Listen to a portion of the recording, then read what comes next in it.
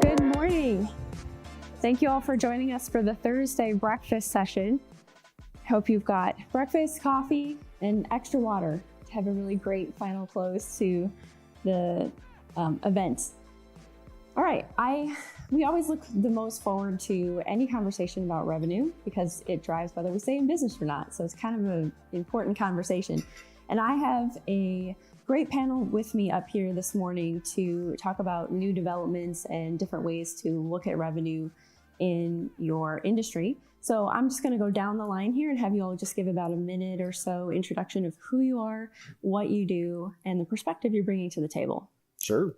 So Mike Levison, my company's called Metro Venture Properties. We're based out of Denver, Colorado. And I think we were throwing out a lot of terms. I think talking at some of the tables yesterday, I'm probably somewhere between a developer, an operator, a syndicator.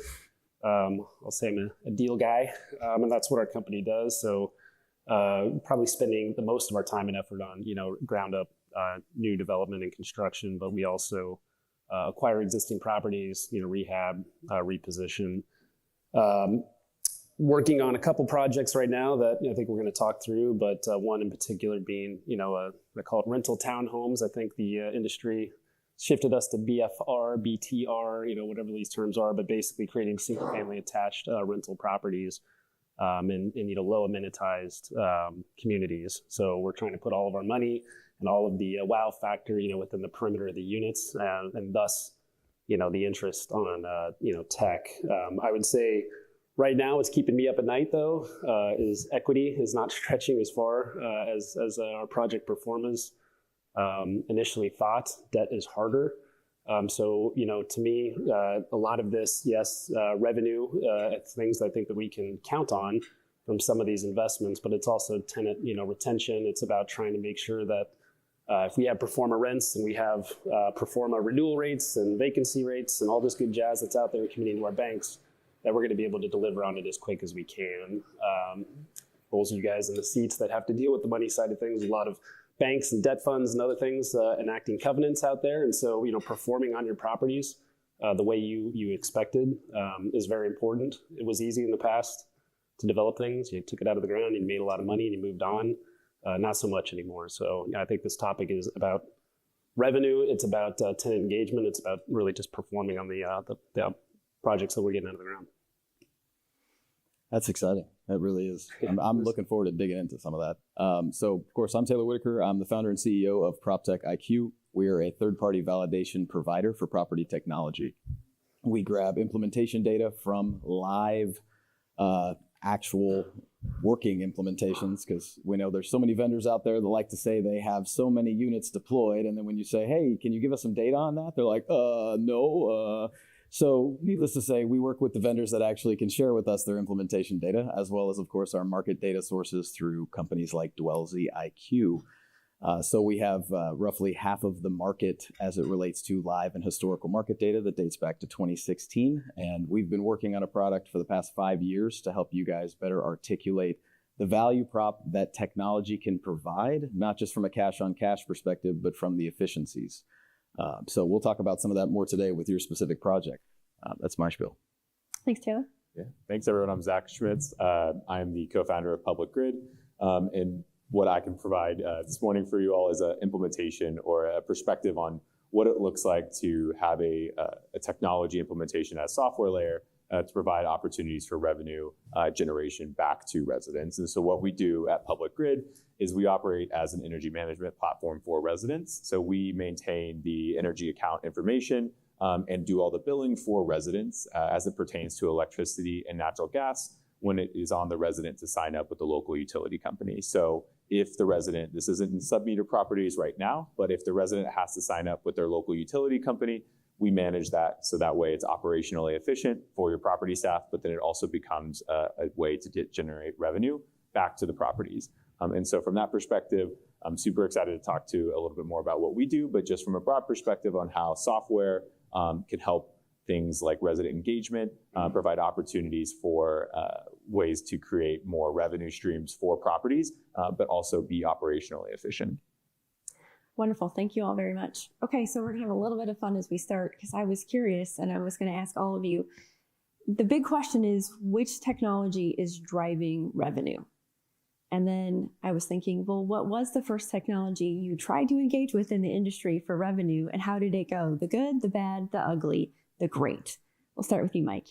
Oh boy. Well, very new, I guess we'll say, on the front of trying to implement technology to drive revenue. But I can tell you, probably not the most glorious story, but the first project where we actually got really crazy with cameras and surveillance on a property didn't necessarily go so well. I think we just started picking out places with our low voltage contractor and pointing and shooting and cameras everywhere. And we had these great apps and these wonderful things that we thought we'd be able to manage our property. And as it turned out, the tenants hated it. It was an invasion of privacy because we just did not do a good job of putting a dome camera right under somebody's door. They really didn't appreciate that, as I wouldn't either. We just didn't think about it at the time.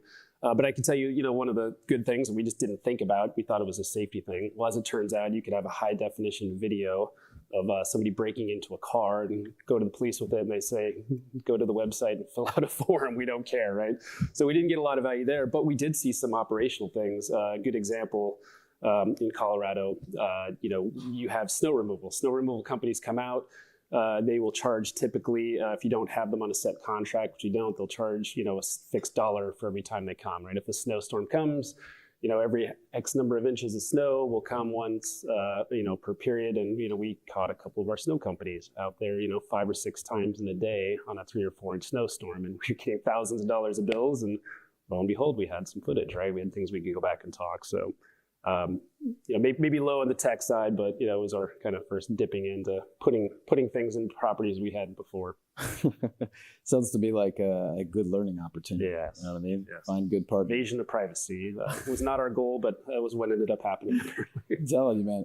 It's similar. So I started at Alliance back in 2018. And my experience with technology for the first time was it was smart home. And it was through a vendor called Dwello, which has been acquired by Level. But at the time, they had not deployed technology at scale, really. We were one of the pilots, right? Like, we were the ones trying to help them figure it out.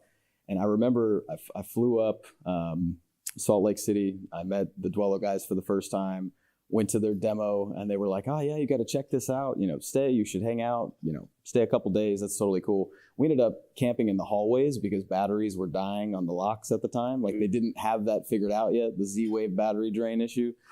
So my first experience with IoT, as it was my first experience period in multifamily, was a very negative one. It was really like how inconvenient the technology could be if it was not a seamless experience.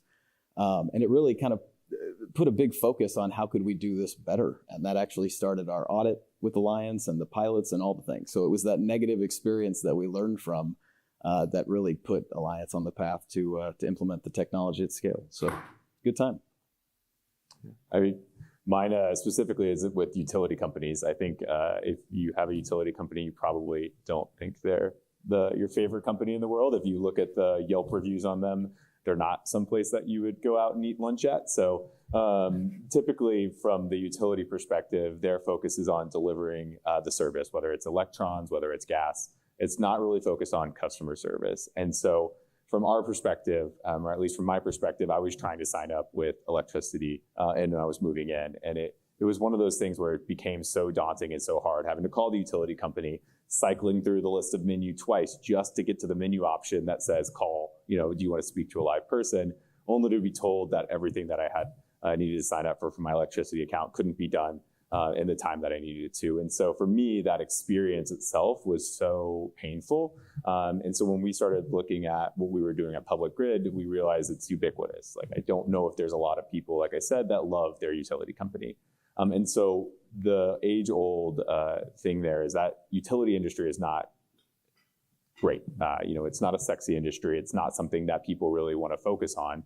But it doesn't mean that it has to be a bad experience specifically for residents. And so I think for me, when it comes to thinking through experiences, how things could be done better, it doesn't have to always be the most complicated solution. It doesn't have to be the most confusing solution in the world to make things better for residents, but also make them opportunities for improvement for people's lives. So I think utility companies is something that have been ingrained in the infrastructure of America for so long that we think they are just status quo, but they really don't have to be.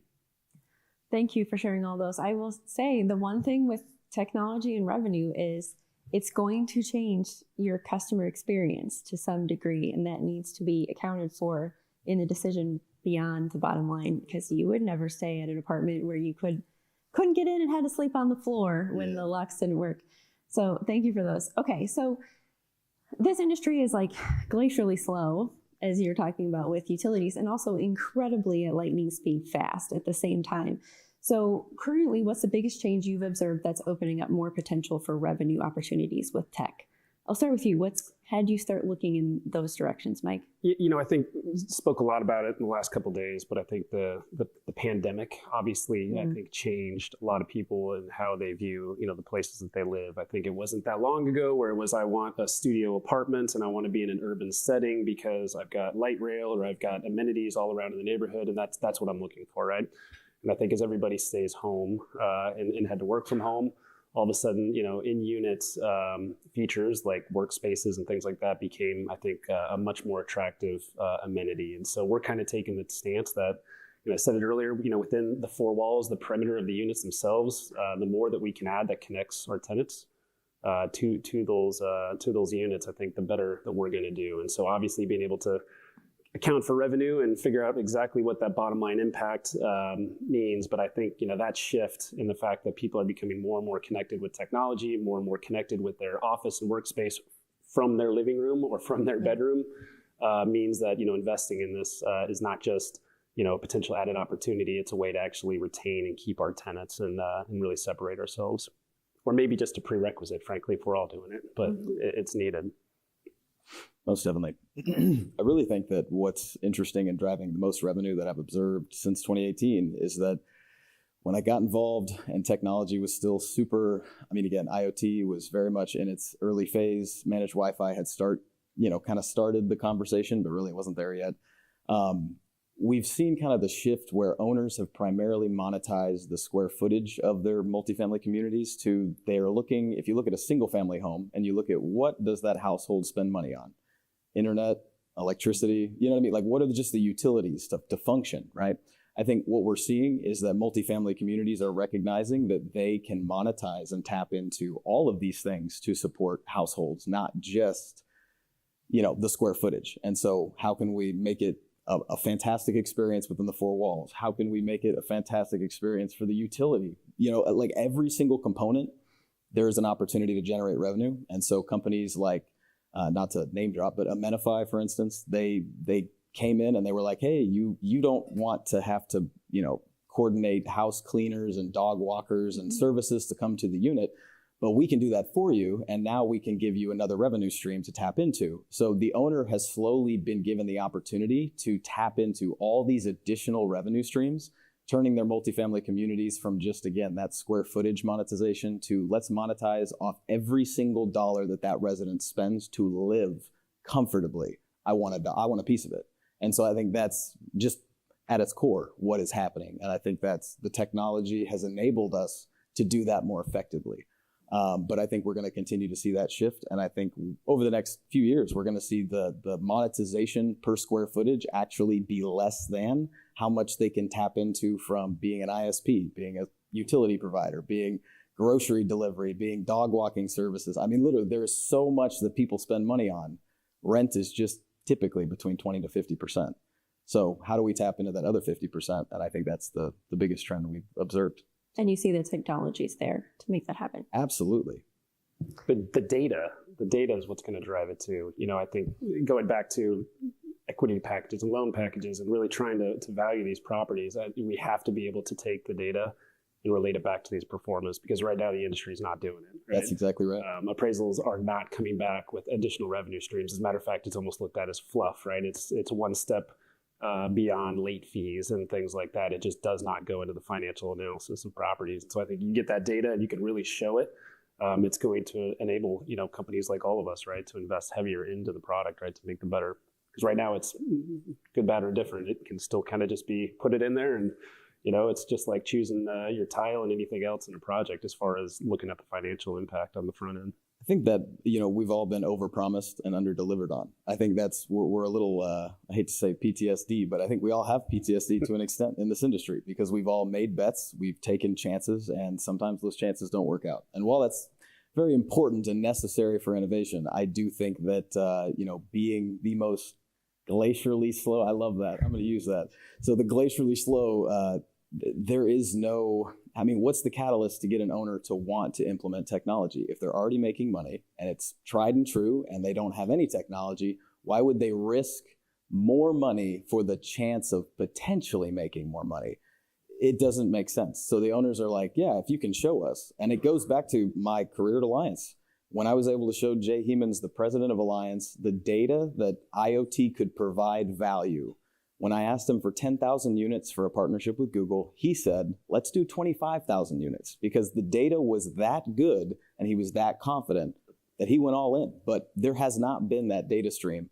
And really, from my perspective, that's been the single biggest challenge for any owner to adopt a technology is it still is a gamble unless they invest their own time, energy, effort, and resources to determine the real value. Yep. And that's not in the cards for everybody. So with equity being as tricky as it is and money being more expensive and bridge debt being outrageous, it's a really, really rough time. So I think if we can help you guys better navigate what the value of the tech actually is, again, everybody wins as the whole industry moves forward. Yeah, I think it's interesting there too. Two things that you said. One, I think you're 100% right. I think residents are spending money in other places and, they're going to spend money on their utilities. They're going to spend money on a dog walking service. They're going to spend money on things. And instead of framing them as advertisements or thinking through like, you go use Rover, go use any of these other products out there, use this specific Wi-Fi service or whatever. If you just streamline it and you meet them at the moment of when they need those things, I think it doesn't become an advertisement, it becomes an opportunity and really creating that unique experience for them to say, okay, well, I have to sign up for an internet service anyways. And if my apartment building is doing it for me, it's a better experience, but it also generates that revenue back, right? So creating those opportunities within the walls and outside the walls to bring the resident in the fold is a big one. And I think the other interesting thing is specifically, I think you got to find win-win-win solutions. And when I say win-win-win, I think of what are the solutions out there that aren't going to cost the resident more money, aren't going to cost the operator money, or that can be done. And then for the implementer or whoever's out there, they get a cut of whatever that is too, right? So is it a company that comes in there and says, we're going to give you these things for free, and we're going to basically take the risk on ourselves? The resident's not going to see an impact in terms of anything negative, more cost experience wise, and then what we do by the implementation side of it is going to actually create revenue for the business to be sustainable. And so I think right now, nobody wants to go spend an extra dollar. But if you as a company or even as an operator find those solutions that are those win-win-wins, I think it really will create a barrier of entry, reduce the barrier of entry on a lot of the really exciting things in the tech world that are really accessible when you just think about them at face value. I agree. Well said. Very well said. Thank you all for that. So when you all, again, have very different perspectives on how to analyze something that is a potential revenue opportunity and then decide how to make a decision on that, I want to start with you, Mike. Mm-hmm. You obviously are getting into this conversation about tech for revenue. Can you talk us through what specifically has your attention the most, or what you're seeing is the most innovative use of tech for revenue that you're interested in? Yeah, it's funny. The answer to that question would have been very different probably 48 hours ago. Did anybody go on the tour last night of the Connect building? Just the whole concept of the basically in-house WeWork, I thought was just makes a ton of sense. So, I think talking about some of these revenue streams, my horizons are being expanded here. Going into this, I was really thinking more along the lines of, managed Wi-Fi. Obviously, if we can get somebody, we put the infrastructure in up front into the properties, get the fiber pulled, and, we can sign a contract for what are 12, 14, 16 bucks, whatever they're charging per unit per month. And we can pass along, kind of what those market prices are. If somebody's going to Comcast or Cox or whatever it is for $50, right? And we can provide Wi-Fi to them for $40. That is a win-win-win, right? Call it shared savings, whatever we want to tub it as. the rest of the stuff, like the in-home IoT that I think we kind of talked about, I don't know how to monetize that. I think it's all up to me about, retention. It's about that tenant experience. And so that's where we were heading. But I got to tell you, I think a lot of the stuff that I've seen and some of the conversations I've had here in the last day and a half are really changing my perspective on revenue streams. So. Very, very well said. I'll tell you, I didn't get to go to this Connect, but I did go to the one in Phoenix, and I was incredibly impressed. Really, they're just an incredible team over there, the Car Partners. They're doing really innovative things. So glad to hear it went well, really. The memberships, right? I mean, having a membership to your, to your shared office space, and it's a great idea. I walked up this morning, and Matt from the panel yesterday, not to totally call him out because I know he's chatting over there. Hey, buddy. He walked up and was like, yeah, I can't believe I missed that tour last night. And I was like, I know, right? And we just got off on a pretty quick conversation about how incredible that was. But that's a prime example. They sell, memberships to non-tenants to come work out of their WeWork. So it's a whole new revenue stream. You don't even have to have people living there. I mean, that's huge, right? But as it relates to most innovative things I've seen in the revenue space, it really is around things like, I'd say services that take pre-existing pain points like deposits. Like, I know it's very simple. Hey, let's eliminate your deposit. And instead of you giving us $500 or $1,000 up front, you're just going to pay us $20 a month. It may not seem like a drastic improvement, but given that I think the statistic is like 80% of Americans, if you ask them to come up with $1,000, they could not do it. Services like deposit elimination are coming in. They're helping not only owners recover bad debt associated with negative residents, right? Any sort of damage or something like that, but it also helps the resident.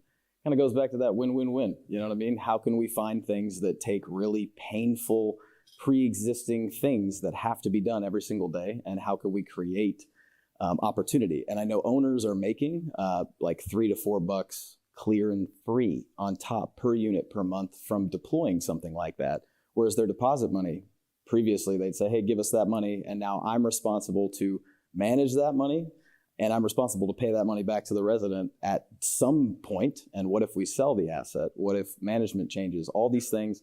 I can't tell you how many times I've heard from residents that have lived in a community that shifted hands, and then they moved out. They never got their deposit back because the people that they signed their lease with took it. That's unacceptable. That is absolutely unacceptable. So I think services like Lease Lock that can come in, or similar services, and provide value without actually disrupting and generating revenue, I think those are the keywords, man. Yeah, I mean, the pain point, I think, is the biggest one. Finding the pain points in the process, wherever it might be, and picking a solution that fills that gap. Not only will it help with your resident turnover experience and all the other good metrics that it tracks, but it's a pain point for a reason, which means there's an opportunity to monetize it. Absolutely. And so I think when you see something that's the way that things have been, or the way that things have been done, and it's just, for instance, deposits were just status quo. I had to move into a place, I had to front some money. And now they're changing the landscape of, again, it's revenue generating, but it's a better experience for the resident. And so focusing on those like pain points along the journey are really interesting opportunities to convert what traditionally might not have been an opportunity for revenue into a revenue and a better experience, which helps with non-tangible factors as well. Absolutely. Absolutely. Can you continue on then and talk through how the technology has changed to allow for taking something that is a massive pain point tied with cable, with the utilities, and moving that into a revenue generating stream for the operators? Yeah, I mean, and just a little bit of self-advertisement up here. I mean, what we do at Public Grid is we effectively manage that utility account. And so for us, we know that resident has to pay that bill anyways. And there are so many cool things you can do in the electric industry right now with decarbonization, with ESG related goals, with net zero targets. And so local utility companies really want that interface with the residents to be able to create better ways for them on the demand side to reduce demand, to create less investment need for the transmission lines. And so from that perspective, they really want to get residents to use less energy. And what that looks like is demand response projects with like smart thermostats.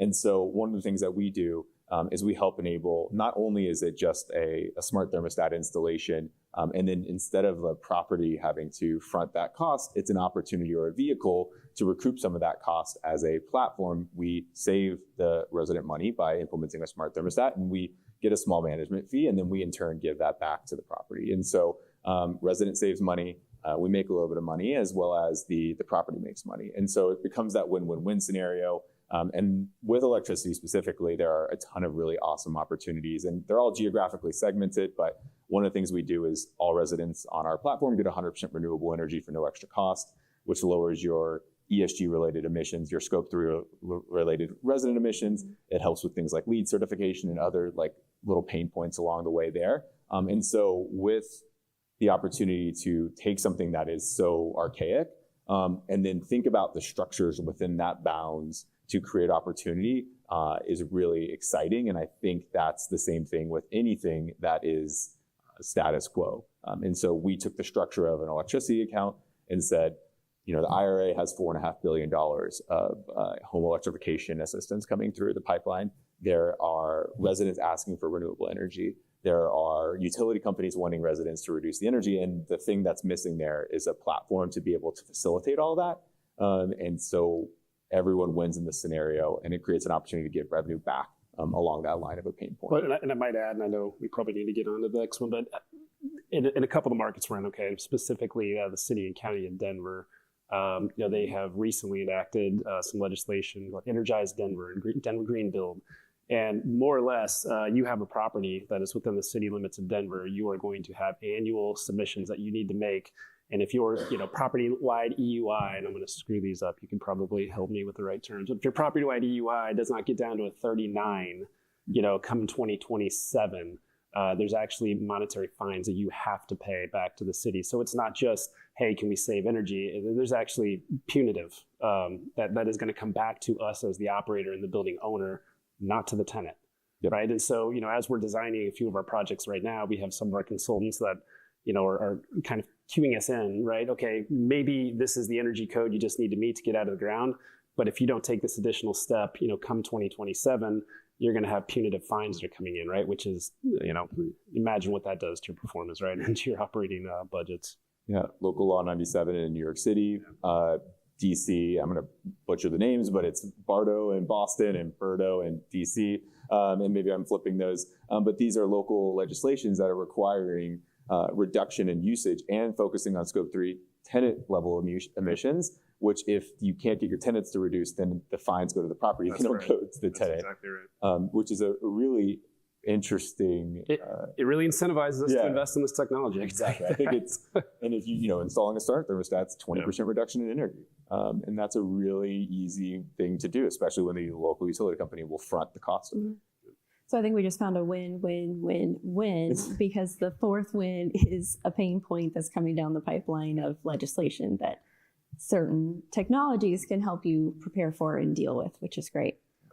Okay, so when you're considering new technologies for revenue, the thing is always the numbers. And we thought something that would be interesting this morning is to actually go through some of the numbers on Mike's project, because he's new to this. He's new to incorporating the technology, looking at it from its revenue perspective and run it through Taylor's system and see what the numbers show and just kind of work through that. So it's taking the next step of like, if you're considering something for revenue, what are the questions you're asking and the numbers you're hoping to see? In your Metro Ventures, right? Yeah. So this project, like I said, we're trying to get it out of the ground here in the next couple of weeks and trying to close our loan packages. And so it's front of mind. It may not be that representative, but it's 38 single family attached townhomes. So they're 3-bed, 3-bath. It's in kind of I'll call it a suburban infill setting. So we have garages. And we're really trying to make the experience, you know, look and feel very much like somebody who wants to be in a, you know, suburban single family setting. And so perfect. A lot of the technology that we're thinking of, right, has to do with stuff that, frankly, I think is kind of cool. I have in my house. And so I think to myself, okay, if I was living here, what would I want? So yeah, it's smart thermostats. It's connected door locks. It is doorbells. It is the garage. So that, you know, someone can still do the, you know, the Amazon delivery, you know, directly to their house, and these types of functions. All this in addition to hosted Wi-Fi, right? Absolutely. So help me understand, because I know just via my own experience, 80918 is Colorado Springs. What do you know the zip code where this one's located? Because we do look at market specific data. I could find it. Let's go 80214. That's probably wrong. But 214. That's cool. So essentially here what we're doing is we're putting in some basic details. So in this case, because this is a test case, we don't need to have the community name specifically because we're not actually looking. This is a new development, so there's nothing to look at, right? It's being developed right now. So 80214, 38 units. This is a new development that's going to be under lease up, of course. It's Class A because it's brand new, and it would be considered a walk-up because, again, you guys are really doing that. And then at the very end, of course, I'm going to select myself. So you mentioned that you guys are doing smart home IoT and managed Wi-Fi, right? That's the goal walking into yesterday, so maybe more. We'll see. Now, obviously, there are many other things, and of course, as you guys can see, You want to add one on? I'm totally down. You want to throw something else on there? Give me an idea. Throw it in. All right, let's throw self-guided tours in there. That's absolutely. That's a good one. 100%. So essentially, we've got smart home, we've got managed Wi-Fi, and self-guided tours. Now, independently, one of these technologies may not bring certain revenue drivers, but combined, again, you're going to see as a suite, it's a pretty impactful solution. So smart home wise, do you have pricing, or do you want me to kind of run through just kind of high level? Go for it. Okay.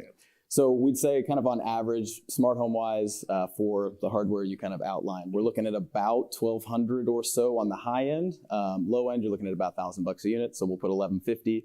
I'll go ahead and throw $8 per unit per month in there and a 72 month. So smart home, right off the bat, you're going to put in whatever it is that the vendor is quoting. Managed Wi-Fi, same thing, right? Different scope because typically you're going to pay a significant capital expense on the front end, but it'll be for the whole community. So what do you have any idea what your average CapEx is for? I think for this project, and dollar per door, it's going to look huge. I think it's over $100,000 just because we have multiple buildings. That's fair. That's fair. Well, let's go ahead and put 115 carry. Just, why not? And then as it relates to the fee from the ISP, we'll figure like $1,875 a month, or do you pay? Okay. So this is where, again, we're establishing those costs. And then self-guided tours, typically that's just a feature that is an additional value from IoT. So we're just going to zero that out because there's no cost associated, but we will see the efficiency benefits and the conversion benefits here in a second. So all in all, after we kind of have selected our technology, we've input the actual expenses associated. We're, of course, breaking that down per unit to perform the analysis. But we do want to know what hardware, because in some circumstances, technologies do impact operationally, and some of them don't, right? So if it's software only, it may not have an actual impact operationally. But if it's hardware, like a smart lock, and we know we're underwriting right now to ensure that every move out and every unit turn, that smart lock gets rekeyed. Whether it's replacing it with a previous tumbler that we have setting aside so there's no parts expenditures, or whether it be replacing it altogether, there is still the time associated for the maintenance person to perform the task. Right. So by selecting certain pieces of hardware, again, we're looking at those underwritten labor determined expenditures, as well as we're looking at individual labor markets in unique micro markets, right? So in this case, we're looking in Colorado at what's the cost for labor for maintenance, what's the cost for leasing staff.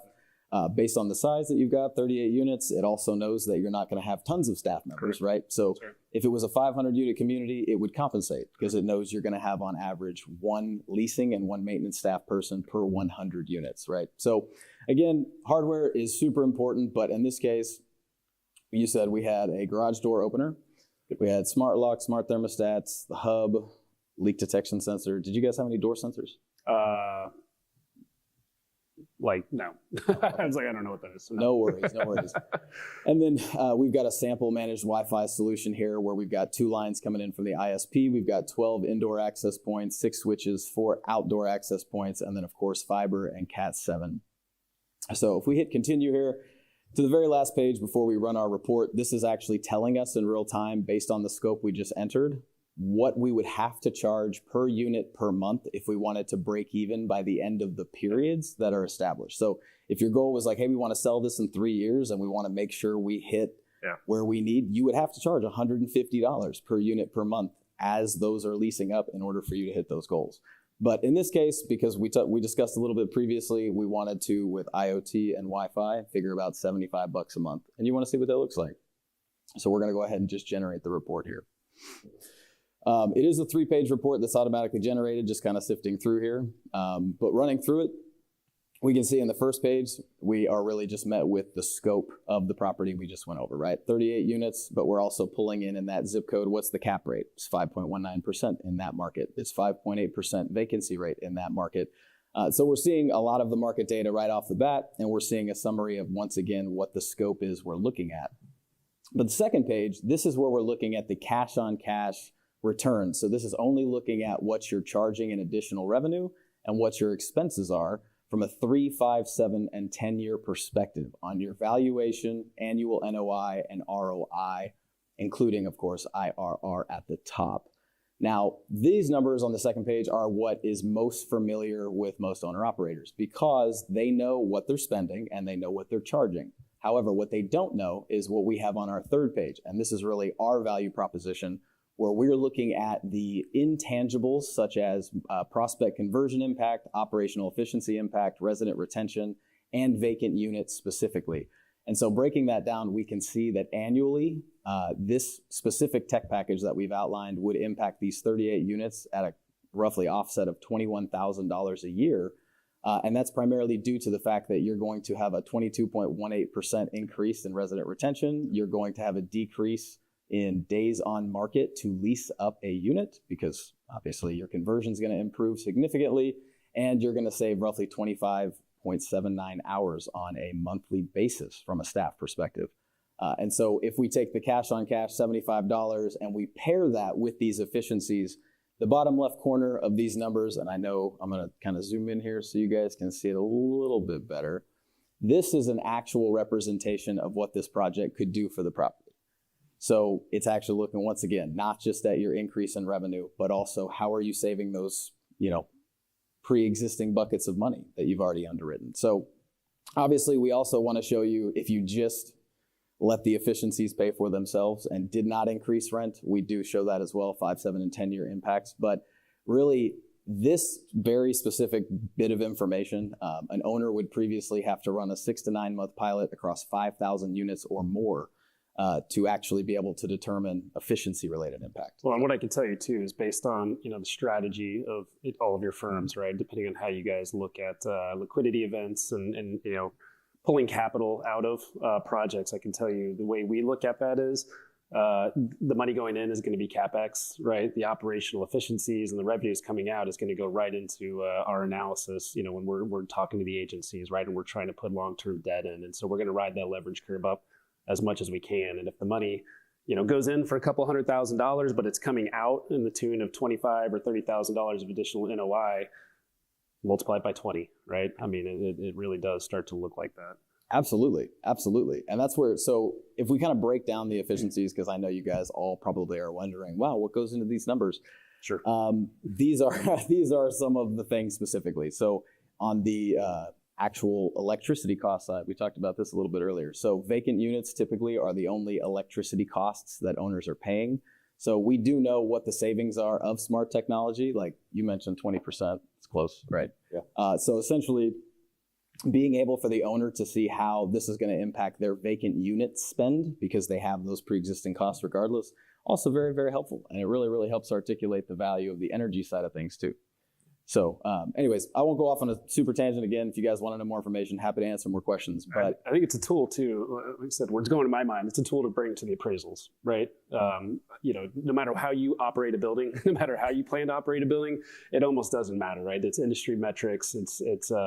It's usually numbers that are pulled out based on something that really has nothing to do with the way you designed or the way you're actually going to build a property. And so having that data, because we battle this a lot, right? Having that data say, no, my management expense is not going to be this, it's going to be this. Well, why? Because our properties typically go less. Well, great. The industry doesn't hit there, right? So to be able to take data like this and say, okay, actual implementation of a capital improvement, if you want to call it that, even though we're talking construction, here's what we're actually going to see based on real data out there. I think that's huge. So I appreciate that. I really think the one thing I would articulate is if he was just looking at the cash on cash like most owners do, we'll just generate the report again. Who cares?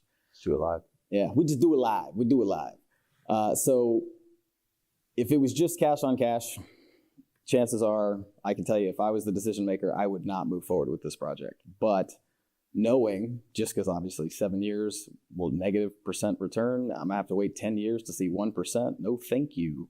But when we look into the actual impact and you see, oh, wow, actually 10 years, I'm gonna have a 9% return. That's a little bit easier to stomach. By year 5, I'm actually gonna have a 4% return. It's a pretty big jump. You know what I mean? If you're not doing a cap rate analysis, whatever roles everybody's in within the organizations, if you're not speaking in terms of property enhancement through cap rate analysis on investments like this, you're not doing yourself justice. Because yes, decisions get made on a cash return, but I can tell you, we're looking at the balance sheet. That's exactly right. And there's probably not a lot of people in most organizations that are staring at the balance sheet, especially in the operations side, but you'll get it sold. I think you'll get it sold that way. I agree, 100%. Yeah, I mean, I was just going to say, I think from my perspective, a tool like this, I think everyone in the multifamily industry loves to be a second mover. Or where have you done this before?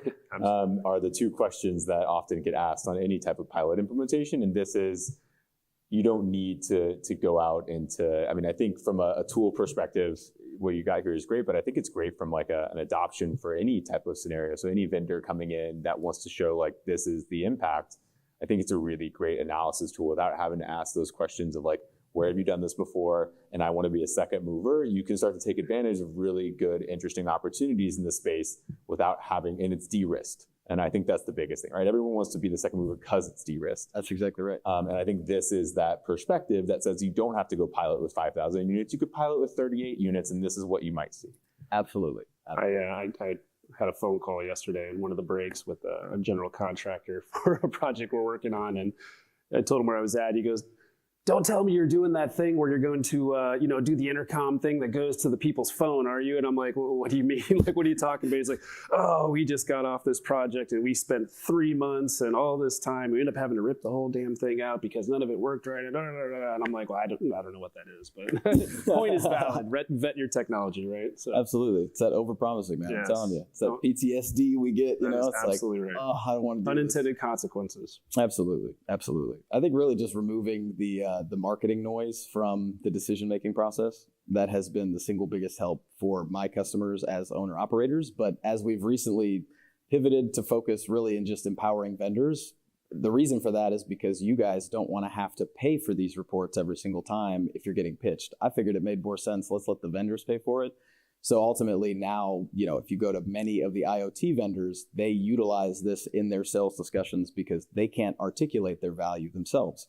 Really, because it's different per market. You're telling them, hey, you're going to save $38 per vacant unit per month. And they'd be like, where? Texas, New York, California, like where?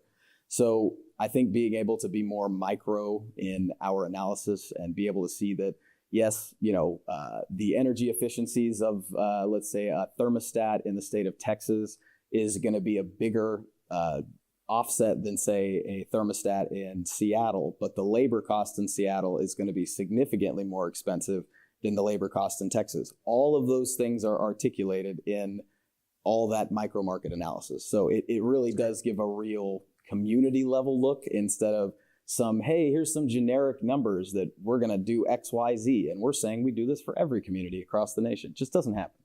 So anyways, not to get off on my soapbox, but it was a pain point for me, as a decision maker. So I definitely have an opinion. I like that. I thank you both for walking through that so we can kind of get a better visualization of utilizing technology to analyze technology, to use technology for revenue. To justify technology. Yes, exactly.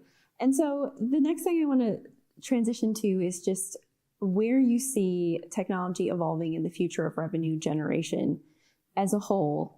That we haven't maybe talked about yet, where you think people should know that it's coming or be aware that they want to research it or look into it based on your inside perspective on utilizing technology for revenue. I'll start with you actually down on the end. Zach, go for it. Really hoping you'd get to me last. You know the ins and outs of what people are missing out on when it comes to utilities and driving revenue with your solution. What are you seeing? I think the biggest shift in the perspective is really trying to tap into incentives that are going to be out there in the market. I think there's going to be a lot of things, specifically in utility space, that are going to drive down or look to drive down water costs, gas costs, electrification costs. And there's going to be a ton of vehicles that are coming up that are going to enable owner-operator win-wins with their residents. I think of a really interesting movement, at least in California, is installing solar panels on your roof. But one of the hard things that you get locked into with putting solar panels on your roof is how do you then get the best IRR on that? Because you're going to be locked into a net metering rate that the utility company is giving you when you do the sell back, because your common space isn't going to take up the entire usage of those solar panels on your roof. And so when I think about different ways to think through how to generate revenue, it's coming up with new solutions within the bounds of the constructs of things like an electricity account or an ISP, or things that are going to start becoming changing and shifting the landscape. I think that's going to be a really critical thing. And so, for instance, in the case of putting solar panels on your roof, thinking through ways to create a power purchasing agreement that allows you to then recoup the cost on the solar panels, that allows you to recoup the costs on, a smart thermostat rolled out, because your building is using less energy, because your building is creating more opportunities for revenue. So I think the biggest thing there is like staying within, or like finding the things that you're doing today or want to do in the future, but then figuring out how to leverage and not necessarily yourselves, but manage, finding companies to manage those ways to give that revenue back. Thanks. Taylor? I think actually I'm going to just tack on the end right there, because I think the takeaway from that is finding good partners to help you through the process without you having to take on the burden to do it yourself. So all those revenue streams that exist, don't think you can do it yourself. Not that you couldn't, but the headache that you're going to associate, it's really not worth it. There are plenty of vendors out there, Public Grid being one of them, that can help you out getting all of these things in place, and it pretty much be a seamless experience at this point. But there are many larger management companies that have taken it upon themselves to create their own solutions. And I can tell you that in those internal conversations, they're struggling because they're like, I thought this would be easier. The reality is it's not easy. Like, a lot of these problems that are being solved, they're not easy to solve. And if a vendor has dedicated years and years to solving one very specific pain point, and there resources put into solving that pain point, the chances of them being able to help you are much higher than if you're starting from scratch, and trying to figure it out yourself. So I think really that's just my encouragement, is just find good partners that have done these savings and enablements and revenue stream generations, and kind of start with one and go from there. But I know Zach definitely would double down on what you just said, based on all of the nuance that you've had to deal with to bring your solution to life, working with the utility companies behind the scenes. Do you have any quick stories on like what you've tried and put the time into solving in order to open up the opportunity of utilities for revenue? Yeah. So, my favorite is there are like 4,000 electric companies in the US. Yeah. And if you look at Texas alone, there's 290 different supply companies that all offer different rates. If you look across the nation, it's all different based on geography, based on what the local utility wants. And so I think one of there's simple things like just trying to interact with the utility to get signed up. Like, my experience trying to sign up was such a difficult process there. And because it's all different per property, per staff, per different utility company, it's a really hard thing to get to scale. And if you're trying to do it internally, to your point, it's going to be really hard to manage that cost. But if you can focus on a company that's our job, right? That's our job, is to find the local incentives, to integrate with the local utility company, to make sure everything is away, and it should be seamless for you to implement without you having to take on the burden or risk yourself. And so I just think that the utilities landscape is really diverse across the entire geography of the US, but there is no opportunity to just create a single experience for that until you work with the right partners. And if you try to do it internally, you're gonna...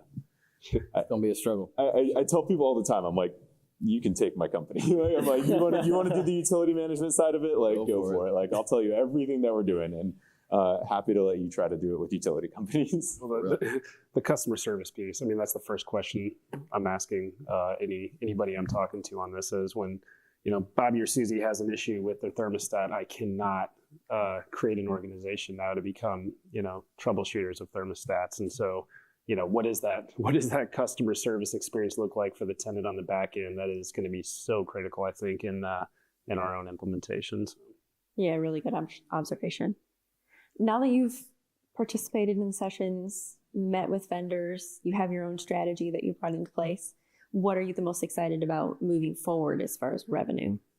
Well, obviously, we spoke about a lot of the IoT and hosted Wi-Fi. What I would tell you is, and it sounds like I'm maybe behind the ball on this, but some of those concepts of having interfaces for tenants where we can bring other third-party services, the house cleaning and other things, and make it a very seamless, easy way for tenants to schedule or to maybe buy these services is game-changing. I think. I frankly am surprised I'm not hearing more about that in the industry. But I think being able to use some of these dashboards and tools and in-home technology to be able to say, okay, I would like a cleaner or I would like this sort of service, be able to provide that for the tenant.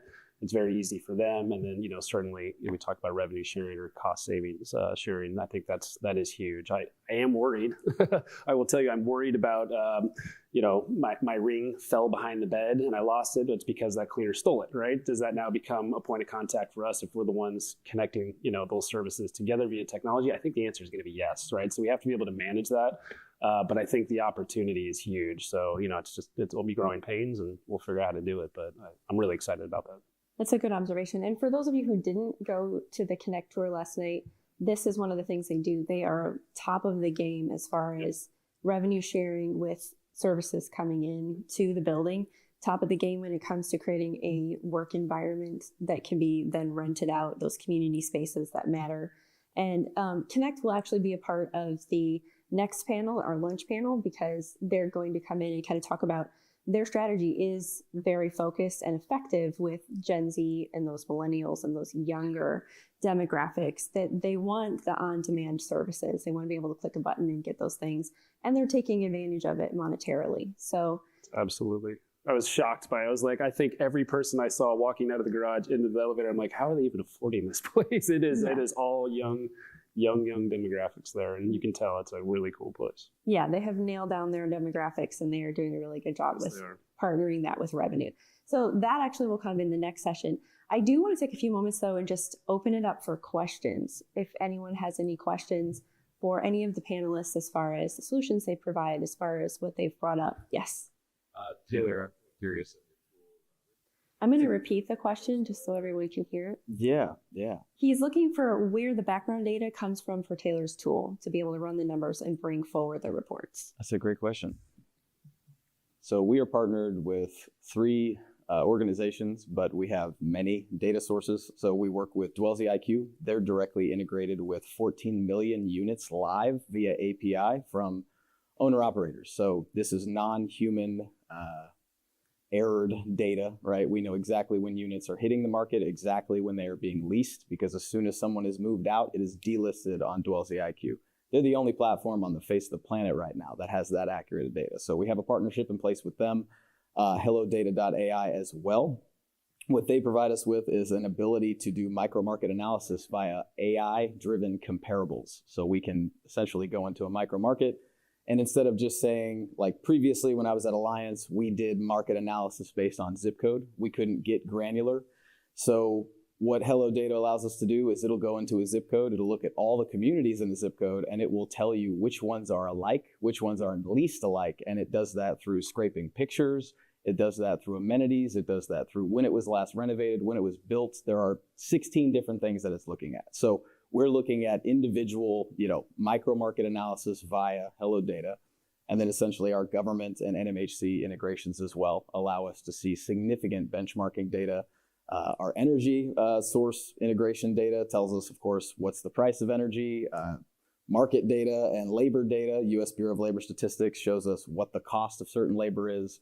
And then, of course, last but not least is the implementation data that we get from our vendor partners, which we now, and this is not even an accurate representation, but we have millions of units worth of implementation data from vendors all across the property technology space. So it's all of these data sources that work in tandem with our proprietary algorithm that enable us to be able to perform the analysis that we do. Really good question. Any other questions? Yes. So we talked about potentially using. I'll also repeat the question again. So he's wondering if the PropTech reports can show reports that will be working for showing insurance risk, and helping also with getting debt. Essentially, I was Saving on insurance, right? Right. Yeah. Not focusing on insurance. Yeah, so focus on reducing premiums and deductibles on insurance. Taylor. Yeah, so I'm gonna just zoom in on this one right here. So we actually are integrated with live insurance and not just catastrophic, but just generic insurance data as well. So like we're very familiarized with things like leaks, right? And specifically categorizing those leaks. We know the difference between, natural disaster flood events. We know the difference between a water heater, kitchen sink, or bathroom flood event. And of course, we can see what's the percentage of units that are submitting claims, what are those claims costing on average, and then of course, based on the build type, class type, all those things. So yes, to answer your question, we absolutely do that. And it is actually figured into the efficiency calculations today, but we can separate those out if it was something specifically you wanted more information. I think you're thinking like a specific report, a one-pager that is literally Just on insurance. And I think that's a fantastic idea, because you're right. The insurance companies, they will talk the game as far as savings, but when rubber hits the road, they don't know how to quantify it just as much as we do, and they're not offering it. Right? Absolutely. Excellent thought. Yeah. Absolutely. These are some of the things. Now, we didn't put specifically that it was a reduction in your actual deductible or in your premiums. But when we look at flood damage reduction, we look at mold damage reduction, we're actually looking at what your premiums are, what the offset is, and what you would expect to save. So that is being figured in there for sure. Well, you're probably aware of this, but I can tell you the way the insurance industry has gone, we are more or less viewing anything outside of catastrophic issues on our buildings to be self-insured, right? So you have a leak or something that happens, it messes up 2 or 3 units, that's coming directly out of, your company's accounts. You're not making claims on these things. The industry has just changed the way that they do things to the point where you are more or less self-insuring your buildings now outside of catastrophic loss. So, So it's really good having that data going on. certainly helps justify. Absolutely. But great question. Great question. Okay, we're at time, and I'm on a mission to have every session end on time this event. So can I get a round of applause for all of their insight on the industry? Thank you.